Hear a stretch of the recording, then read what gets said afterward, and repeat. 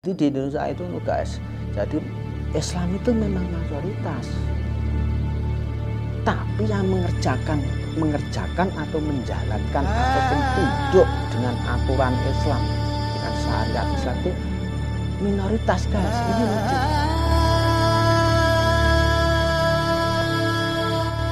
Assalamualaikum warahmatullahi wabarakatuh guys. Jumpa lagi dengan saya Romindo. Yang pertama-tama tidak lupa kita panjatkan rasa syukur kepada Allah Subhanahu wa Ta'ala, di mana pada detik ini, hari ini kita masih bisa bernafas ataupun masih diberi kesehatan, di mana puji-pujian hanya kita tujukan kepada Allah Subhanahu wa Ta'ala. Tidak lupa salam serta sholawat kita tujukan kepada Nabi besar Muhammad Shallallahu Alaihi Wasallam, Nabi akhir zaman. Jadi Nabi yang terakhir. Setelah Nabi Muhammad itu tidak ada Nabi lagi, dan kalau ada yang mengaku Nabi itu namanya Nabi palsu. Jadi kali ini saya akan berbagi wawasan ataupun berbagi pemikiran bahwa di kalangan khususnya orang Jawa itu masih begitu banyak orang yang takut sama makhluk halus atau makhluk dari alam lain, yaitu alam gaib. Jadi rasa takut kepada makhluk halus itu memang sudah terjadi ribuan tahun yang lalu, dan sampai sekarang pun masih begitu banyak orang yang takut bila berjumpa ataupun menemui makhluk halus itu. Jadi di sini saya akan memberikan satu tip atau trik bagaimana kita itu mengurangi rasa takut atau menghilangkan rasa takut bila kita itu berjumpa, baik kita sengaja maupun tidak sengaja, dengan yang namanya itu makhluk halus atau makhluk gaib. Istilahnya itu kalau di Jawa itu ya setan, demit, sundel bolong, tuyul, gendruwo, dan lain sebagainya. Jadi yang pertama-tama kita sebagai umat Islam yang mengakui Islam itu agamaku, tentunya kita harus meyakini aturan-aturan agama Islam.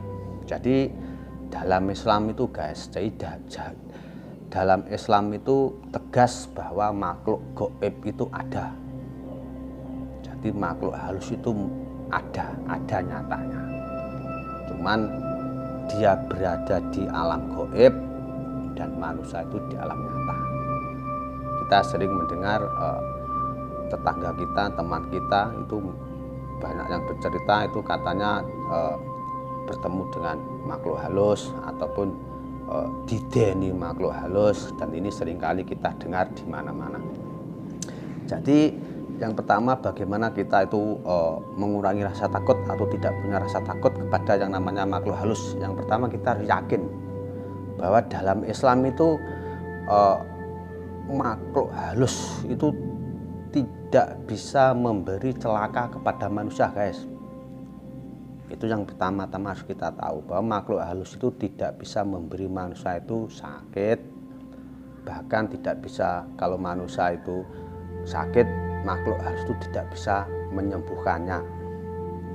Jadi di sini penting guys.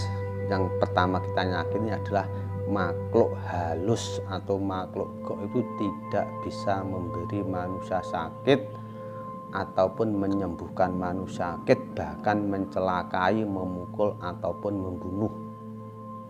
Jadi kalau menurut ajaran Islam itu guys, makhluk halus itu adalah makhluk yang murtad kepada Allah dan dikutuk oleh Allah. Dia tidak akan mati, tetap beranak pinak sampai nanti di hari kiamat, dan dia akan kekal selamanya di neraka.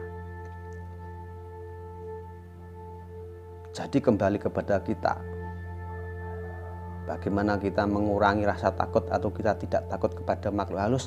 Karena makhluk halus itu memang hanya sebatas mengganggu manusia. Jadi hanya sebatas mengganggu manusia supaya ingkar kepada Allah, supaya murtad kepada Allah, supaya berbuat kejelekan, supaya berbuat kemaksiatan, supaya berbuat melanggar hukum, baik hukum positif maupun hukum dari Allah. Hanya sebatas mengganggu, dan nanti kalau manusia itu bisa diganggu, dia jadikan golongannya, atau nanti dia jadikan teman di neraka selamanya. Jadi kalau ada mitos ataupun pemikiran-pemikiran yang mengatakan bahwa makhluk halus, demit dan lain sebagainya itu bisa mencelakai manusia, bisa membuat manusia itu sakit, bisa membuat manusia itu kaya dan lain sebagainya, itu bukan dari ajaran Islam. Karena ajaran Islam itu tidak begitu, guys. Jadi hanya Allah. Jadi yang memutuskan kapan manusia sakit, kapan manusia sembuh, kapan manusia kaya, kapan manusia meninggal dunia hanya Allah. Bukan makhluk halus. Makhluk halus tidak diberi kekuasaan untuk melakukan itu, karena makhluk halus itu juga umatnya Allah Subhanahu wa Ta'ala, sama dengan kita sebagai manusia, cuma alamnya itu berbeda. Makhluk halus itu berada di alam gaib dan manusia di alam nyata. Jadi yang perlu digarisbawahi itu adalah makhluk halus itu tidak perlu kita takuti, karena makhluk halus itu tidak bisa memberi kita itu sakit atau menyembuhkan kita, bahkan mencelakai kita. Itu adalah mitos. Kalaupun ada, itu adalah pemikiran yang sesat. Jadi pentingnya kita itu belajar akidah Islam. Jadi dengan kita tuh tahu hukum Islam, nah otomatis sedikit banyak itu bisa meminimalisir, mengurangi rasa takut kita kepada makhluk halus. Itu yang pertama. Jadi yang kedua, guys, jadi tip yang kedua, kita itu harus sebagai manusia itu harus bagaimana kita, cara berpikir kita, cara memandang kita untuk menghadapi yang namanya itu makhluk halus. Jadi yang kedua, kita sebagai manusia itu harus berani menghadapi yang namanya makhluk halus. Kita upamakan seperti kita itu berjumpa dengan lawan kita, musuh kita. Jadi kalau kita itu berjumpa dengan manusia yang musuh kita, lawan kita, tentunya kalau kita itu minggrang-minggring, kita itu takut, kita itu kecil hati, ya tentunya kita itu akan dibikin bulan-bulanan. Istilahnya kita itu dihajar entah-entah, jadi kalah sebelum bertanding. Demikian pula kita, kalau kita itu menghadapi makhluk halus, umpamanya kita itu lewat di tempat-tempat yang angker, di tempat-tempat yang keramat, yang katanya itu begitu di situ banyak demit, setan dan lain sebagainya, kita tuh harus marah, guys. Jadi seandainya nanti kita itu bertemu dengan makhluk halus, lah, kalau dia menyerang, kita juga menyerang. Dia melawan, kita juga melawan. Nah, kenapa kita kok berpikiran begitu, guys? Karena memang makhluk halus itu musuh besarnya manusia. Jadi musuh besarnya manusia itu sebenarnya adalah makhluk halus. Demit dan lain sebagainya musuh besar manusia. Karena mengapa? Karena ya memang setelah setan, makhluk halus itu dikutuk oleh Allah, itu dia juga meminta kepada Allah untuk diberi kesempatan mengganggu anak Adam, untuk nanti dia jadikan teman atau golongannya masuk neraka selama-lamanya, guys. Jadi ini penting, guys. Istilahnya kita itu belajar akidah yang mendasar. Jadi akidah itu modal dasar manusia dalam mengarungi alam nyata ini. Jadi begitulah, guys, kita sebagai manusia harus tahu apa itu ajaran Islam. Karena mengapa, guys? Karena di Indonesia itu banyak sekali orang itu yang berKTP Islam, itu banyak sekali. Tapi juga banyak sekali orang yang tidak tahu ajaran Islam. Jadi di Indonesia itu guys, jadi Islam itu memang mayoritas, tapi yang mengerjakan atau menjalankan ataupun tunduk dengan aturan Islam, dengan syariat Islam itu minoritas guys. Ini lucu. Makanya begitu banyak umat manusia itu yang nggak tahu ilmunya, nggak tahu ajaran Islam, nggak tahu hukum Islam itu memandang makhluk halus itu sesuatu yang harus ditakuti. Jadi ini memang kesalahkaprahan luar biasa yang selama ini dikelola berabad-abad lamanya. Jadi saya sendiri heran guys. Jadi kalau ada orang ahli ibadah ngalor ngidul itu bawa tasbih, bawa kopiah putih itu, kalau orang itu takut sama makhluk halus, demit, setan, gendruwo dan lain sebagainya itu aneh. Sebenarnya orang-orang ahli ibadah itu tidak takut sama sekali dengan makhluk halus itu. Karena mengapa guys? Karena makhluk halus itu memang musuh besar kita. Jadi mengapa begitu banyak orang atau umat manusia itu kok takut sama makhluk halus? Karena memang selama ini ada mitos-mitos, ada pemikiran-pemikiran sesat yang mengatakan bahwa makhluk halus itu bisa mencelakai manusia. Dan ini bisa memberi manusia sakit, bahkan bisa menyembuhkan, bisa mengurangi rezekinya. Dan ini adalah pemikiran-pemikiran yang sesat selama ini dikelola berabad-abad tahun lamanya.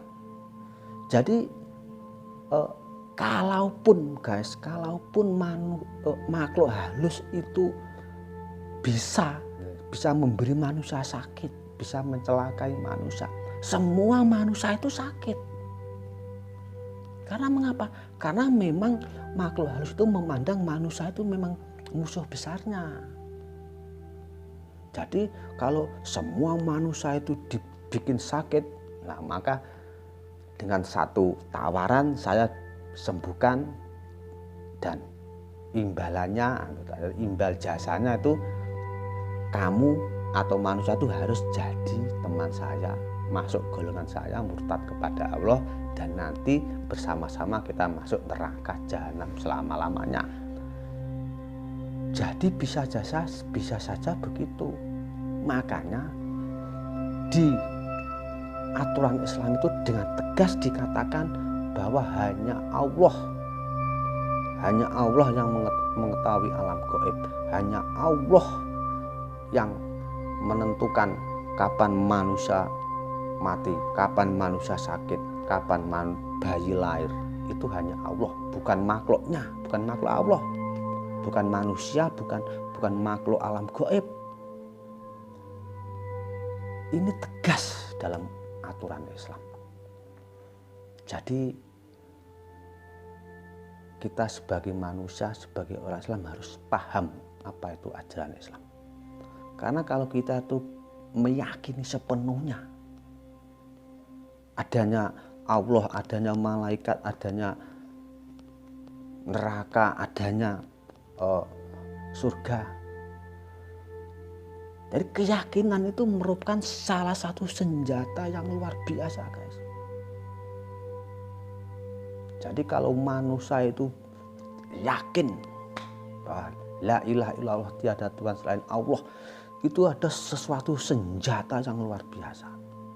Dia tidak takut sama apapun, baik penguasa, baik rejim, baik makhluk alam gaib, maupun hal-hal yang bisa mencelakainya. Jadi ini penting guys, belajar akidah itu penting sekali. Ini modal dasar kita. Walaupun ini semua butuh proses, jadi tidak serta-merta. Jadi yang pertama tadi, bagaimana kita itu tidak takut kepada makhluk gaib, ataupun minimal kita itu rasa takut kita itu bisa terkurangi. Yang pertama adalah kita itu harus tahu hukum Allah. Jadi harus tahu hukum-hukum Islam. Jadi yang kedua, kita harus memandang kepada si makhluk gaib atau makhluk itu sebagai musuh besar kita. Dan yang ketiga, trik yang ketiga adalah bagaimana kita mengurangi rasa takut kita kepada makhluk gaib itu. Kita harus yakin bahwa manusia ataupun makhluk-makhluk Allah di dunia itu semua adalah makhluk Allah. Dan trik yang ketiga adalah kita harus membiasakan diri berpikir ilmiah, guys. Jadi kita harus membiasakan diri berpikir ilmiah, berpikir mengedepankan akal, mengedepankan logika. Jadi ini penting, guys. Jadi mengedepankan ilmiah, mengedepankan akal atau logika itu contohnya apa? Jadi contohnya kalau 1 tambah 1 itu 2, tidak mungkin 3. Itu namanya ilmiah, logika. Karena mengapa, guys, kita harus berpikir ilmiah atau berpikir logika? Karena memang hukum-hukum Islam itu memang selalu berimbang dengan hukum-hukum ilmiah ataupun hukum-hukum akal. Mengapa saya mengatakan yang ketiga, trik yang ketiga adalah harus berpikir, ya, membentuk cara berpikir kita itu dalam menghadapi makhluk halus itu berpikir secara ilmiah atau secara logika. Karena saya itu dulu pernah, guys, tetangga saya itu mengabarkan kepada saya bahwa itu katanya itu anten TV-nya itu, anten TV, cagaknya TV itu katanya tiap malam itu direrok oleh makhluk halus. Jadi ini menghebohkan orang-orang. Bahkan pernah dia itu minta bantuan kepada ahli alam gaib, istilah itu dukun, istilah itu kiai.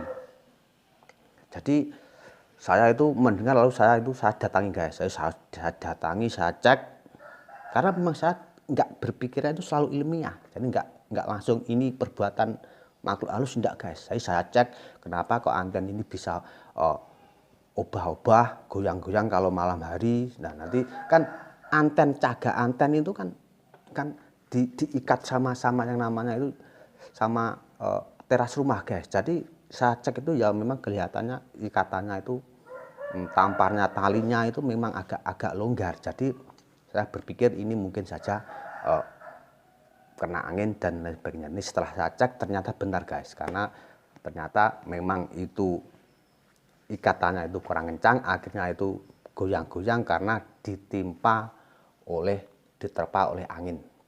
Karena saya berpikir begini, guys. Jadi kalau dulu itu kita tuh di sekolah dasar itu kan angin itu kalau malam hari itu kan yang ada itu kan di atas. Jadi yang di bawah itu tidak ada angin, tapi di atas itu anginnya kencang. Contohnya apa? Contohnya kalau malam hari itu layang-layang itu ya, kencang sekali bunyi suaranya. Ya memang anginnya kencang. Jadi saya cek, saya hubungkan kepada ilmu IPA, dan ternyata memang anten itu anten TV itu memang diterpa oleh angin. Dan katanya si yang punya rumah itu katanya tidak ada angin, tidak ada angin. Setelah saya selidiki, saya cek, ternyata memang di sekitar itu tidak ada pohon, guys, tidak ada pohon. Jadi kalau orang itu tahu ada angin itu tentunya ada daun yang bergoyang, lah itu ciri-ciri ada angin. Dan sedangkan di sekitar rumah itu enggak ada pepohonan, agak lapang, sedangkan tongkat atau cagak anten TV itu ikatannya agak longgar. Nah, jadinya itu diterpa angin malam hari yang di atas. Dan orang itu mengira itu dirok atau digoyang-goyang oleh makhluk halus, karena dia itu juga beralasan enggak ada angin. Karena memang anginnya malam hari itu adanya memang di atas. Dan ini adalah salah satu contoh trik yang ketiga bagaimana kita harus berusaha membentuk cara berpikir kita itu secara ilmiah atau secara logika atau secara akal. Jadi ini penting sekali guys. Dan contoh yang kedua, mungkin kita juga sering mendengar bahwa banyak sekali orang itu takut sama kuburan, takut sama pemakaman, itu banyak sekali guys. Karena mengapa takut? Karena memang dia itu kebanyakan juga tidak tahu bahwa sebenarnya pemakaman umum atau kuburan itu memang seharusnya ada sesuatu yang tidak boleh ditakuti. Karena mengapa guys? Karena pemakaman itu ada tempat suci. Jadi di lokasi pemakaman ada sesuatu yang suci. Makhluk halus tidak bisa masuk ke situ. Jadi pemakaman itu adalah suatu tempat yang netral. Di situ itu tidak ada guys. Jadi hukum itu di situ sudah tidak berlaku. Jadi kalau kita itu masuk ke pemakaman takut, itu memang orang itu tidak punya hukum, tidak tahu ilmunya. Jadi kalau ada ahli ibadah dan lain sebagainya itu kalau takut sama pemakaman itu adalah sesuatu yang lucu, aneh. Karena mengapa? Karena Nabi Muhammad SAW pernah berkata bahwa kita sebagai manusia itu harus sering-sering melihat ataupun menjenguk orang sakit itu karena supaya kita itu juga diingatkan dengan kuburan itu bahwa suatu saat kita itu juga jadi penghuni tempat ini. Jadi kalau ada orang takut sama kuburan, orang itu nggak punya ilmu Islam. Walaupun dia ahli ibadah, berarti dia itu salah kaprah. Dia itu cuma legalitasnya saja, sholat, legalitasnya dia itu puasa, tidak tahu ilmu, dan tidak tahu hukum Islam, cuma legalitas. Karena dia takut api neraka, mengharap nikmat surga, ya dia ikut-ikutan sembahyang dan lain sebagainya. Jadi di sini saya tegaskan guys, jadi kalau kita itu harus berpikir ilmiah, jadi berpikir logika. Jadi salah satu contohnya adalah kuburan. Jadi kuburan itu tidak perlu kita takuti karena mengapa guys? Jadi kuburan itu ada tempatnya orang mati. Orang mati itu tidak bisa bergerak, tidak bisa pulang. Orang mati itu sudah tidak bisa bergerak, diikat dan lalu dimasukkan ke dalam lubang. Itu pun ditutupi dengan tanah. Mana mungkin bisa bangkit? Jadi mengapa kita harus takut sama kuburan? Sedangkan kuburan itu ada tempat netral, tempat suci. Di situ sudah lepas dari alam. Jadi di sini di tempat lokasi kuburan sudah tidak ada hitung-hitungan.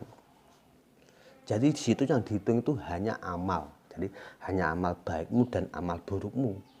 Jadi kalau kita itu takut sama kuburan itu memang sangat lucu.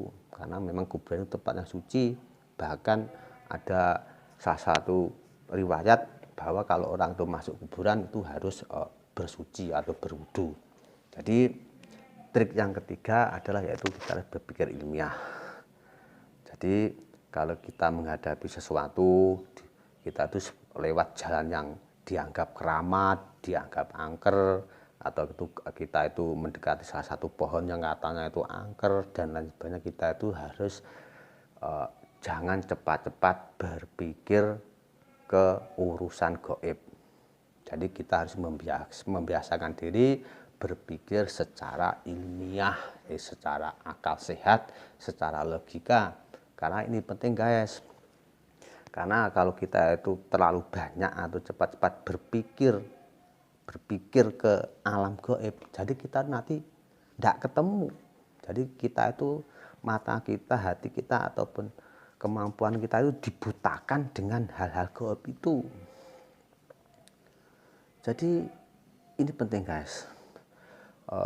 Kita harus selalu bisa berpikir ilmiah karena memang agama Islam sendiri memang selalu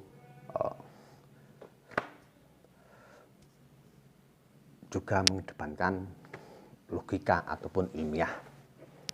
Jadi bagaimana itu berpikir ilmiah, kita demikian guys. Trik yang ketiga, kita itu harus berpikir ilmiah. Dan yang trik keempat untuk mengurangi bagaimana kita tidak takut sama makhluk halus, trik yang keempat itu adalah kita juga harus mentradisikan. Dan ini mentradisikan budaya tidak menakut-nakuti anak-anak kecil. Jadi mungkin sering kita mendengar dari mbah-mbah kita itu, dulu itu kalau mbah-mbah kita itu yang ngomong atau ngomong anak kecil itu, kalau yang dimong anaknya itu supaya tidak ke jalan raya itu didendeni, jadi ditakut-takuti. Ayo ada demit, ayo ada setan, ayo ada duyul. Jadi ini secara tidak langsung adalah membentuk opini ataupun membentuk cara berpikir anak itu bahwa ada namanya demit, setan, gendruwo itu yang menakutkan. Dan ini adalah sesuatu yang salah kaprah, guys. Jadi trik yang keempat, kita tuh harus menghilangkan budaya-budaya yang sifatnya itu menakut-nakuti anak supaya tidak menangis, supaya mau makan, supaya tidak ke jalan raya. Nah, ini adalah penting sekali, guys, karena dari dulu sampai sekarang itu anak itu, gen anak itu, jadi cikal bakal anak atau material anak itu memang baik. Jadi yang membentuk anak itu baik tidaknya itu menurut para ahli itu kebanyakan dipengaruhi oleh karakter orang tuanya. Jadi memang si anak itu dari kecil biasa melihat karakter atau keseharian orang tuanya. Jadi trik yang keempat adalah kita jangan sampai menakut-nakuti anak. Ayo ada demit, ayo ada gendruwo, ayo ada sundel bolong, ayo ada tuyul. Nah, ini tidak boleh. Ini adalah kesalahkaprahan. Budaya-budaya ini harus kita hilangkan, karena kita sebagai umat Islam tentunya harus benar-benar tahu ajaran Islam itu seperti apa. Jadi kalau kita itu hanya ngaku Islam, ber-KTP Islam, tidak mau mempelajari agama Islam, ya jadinya kayak situasi selama ini. Jadi kesalahkaprahan, kesesatan, pemikir-pemikir yang menyesatkan itu dikelola selama ini bertahun-tahun, berabad-abad. Tidak ada yang berani mendobrak kesesatan ini, dan yang akhirnya kesalahkaprahan terjadi di mana-mana, guys. Begitulah salah satu sharing saya, salah satu pemikiran saya. Saya cuma membantu bagaimana meminimalisir atau mengurangi rasa takut kita kepada yang namanya itu makhluk halus, dengan tidak mengurangi kerendahan hati saya tidak merasa menggurui, saya tidak merasa cerdas, pinter. Ini hanya wawasan saya atau ilmu saya bagaimana menghadapi makhluk-makhluk atau alam atau tempat-tempat yang dianggap keramat selama ini. Karena memang saya sendiri selama ini tidak punya rasa takut kepada hal-hal yang sejenisnya. Jadi demikian dari saya, semoga bermanfaat. Bila ada kata ucap yang tidak mengenakan meripat, mohon maaf sebesar-besarnya. Demikian dari saya. Wassalamualaikum warahmatullahi wabarakatuh. Salam akidah.